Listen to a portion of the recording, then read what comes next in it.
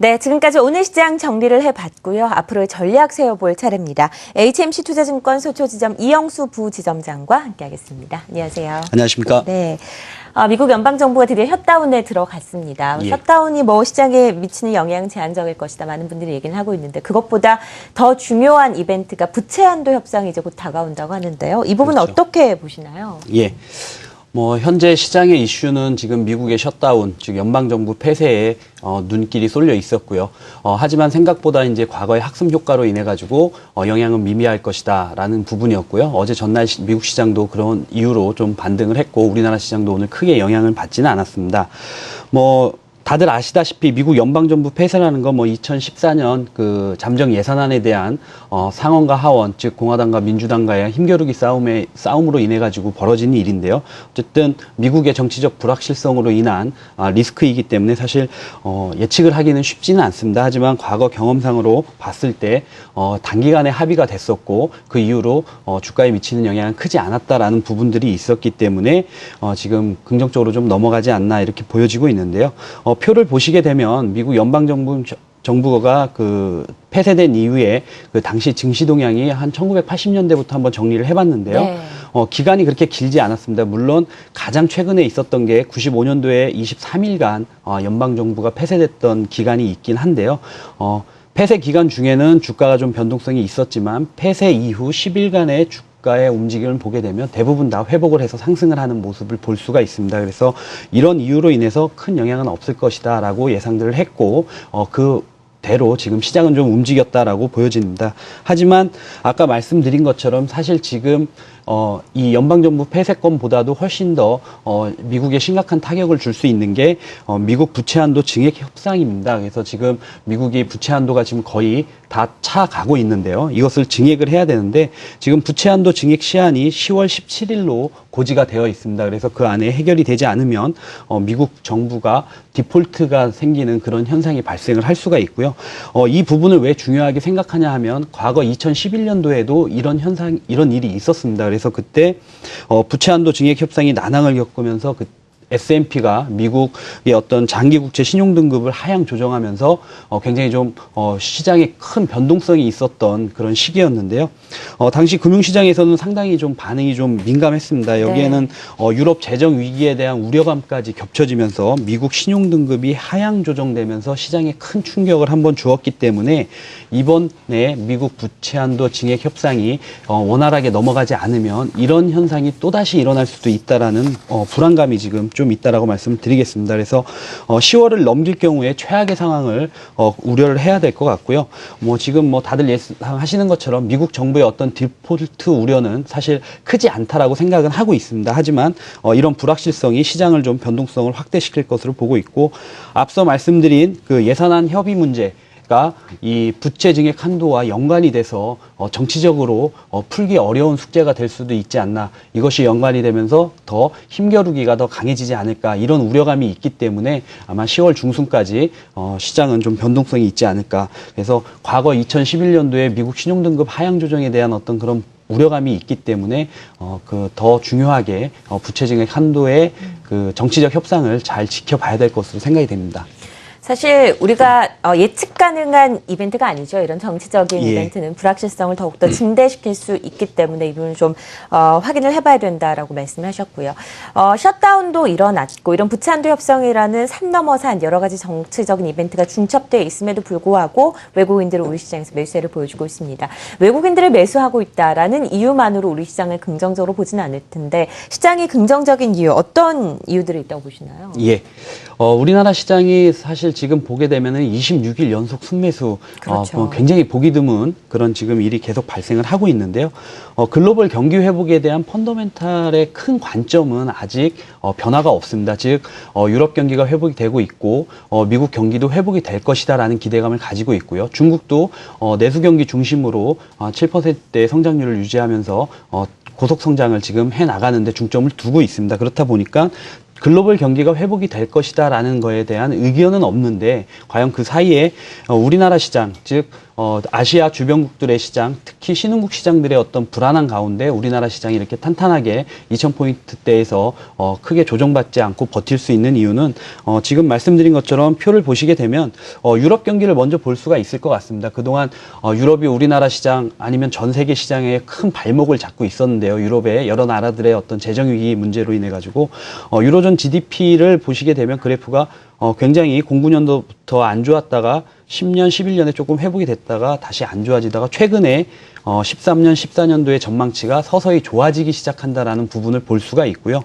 그중에 유로존의 가장 큰 핵심인 독일이 현재 경기 예상이나 경기 현황이 12년도에 좀 안 좋다가 13년도 들어서면서부터 조금씩 우상향으로 돌아서는 모습을 볼 수가 있겠습니다. 그래서 펀더멘탈적으로 유럽 지역이 조금씩 회복이 되고 있다라는 부분을 볼 수가 있겠고요. 네.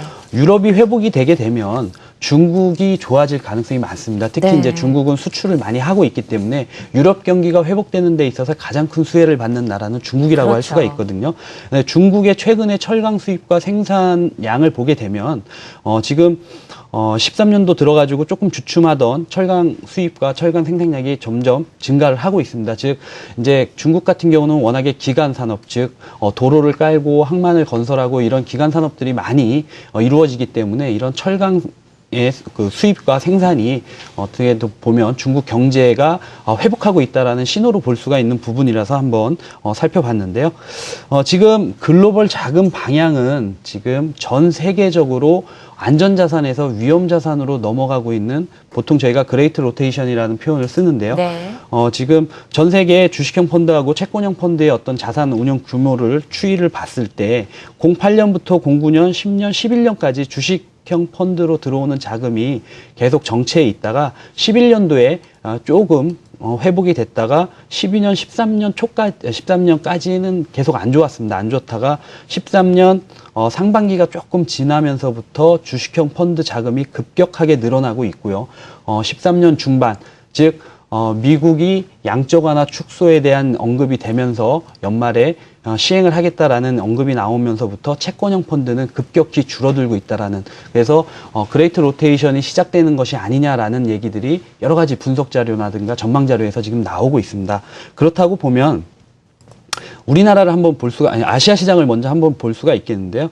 아시아 시장에서 외국인 동향을 보게 되면 우리나라 같은 경우는 올해 초에 뱅가드 펀드라는 특수한 상황 때문에 사실 주식에 대한 투자 비중이 좀 많이 줄어들었던 상황이고요. 인도 같은 경우는 굉장히 상반기에도 주식이 많이 외국 자본이 유입이 됐던 부분입니다. 하지만 미국 연준에서 양적 완화 축소 계획 이슈와 이후에 크게 아시아 시장이 다 흔들렸고요. 그 뒤에 서서히 회복을 하는데 그래프 보시면 알겠지만 빨간색 그래프가 우리나라입니다. 한국 그래프가 가장 빠르게 네. 올라오고 있습니다. 즉 외국인이 우리나라 주식을 그만큼 급하게 많이 샀다라는 부분입니다. 그래서 우리나라 시장으로 보게 된다면 코스피하고 외국인 순매수 동향을 보게 되면 그래프 보시는 것처럼 굉장히 급하게 외국인 자본이 우리나라 시장으로 들어오고 있습니다.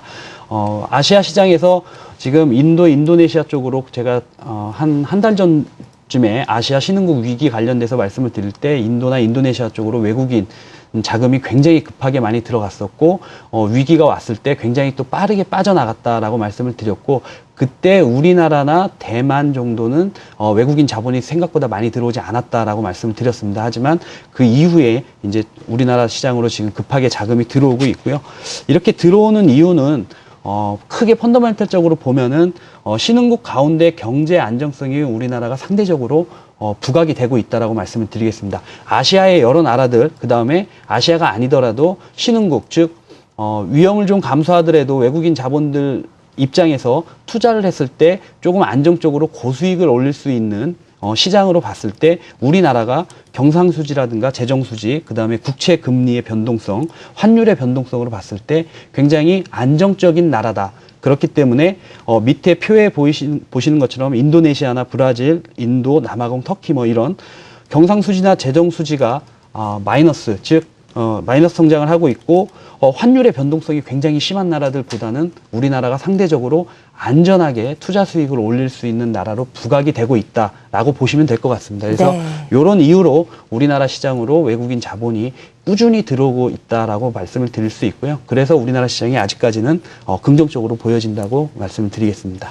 여러 가지 외부적인 불확실성에도 불구하고 외국인들이 계속해서 우리 시장에서 순매수를 유입시키는 이유, 우리 시장을 긍정적으로 보는 이유에 대해서 이야기를 나눠봤고요. 마지막으로 내일 시장 전망 그리고 관심 가질 만한 대응 전략, 업종 간단하게 말씀해 주시죠. 예.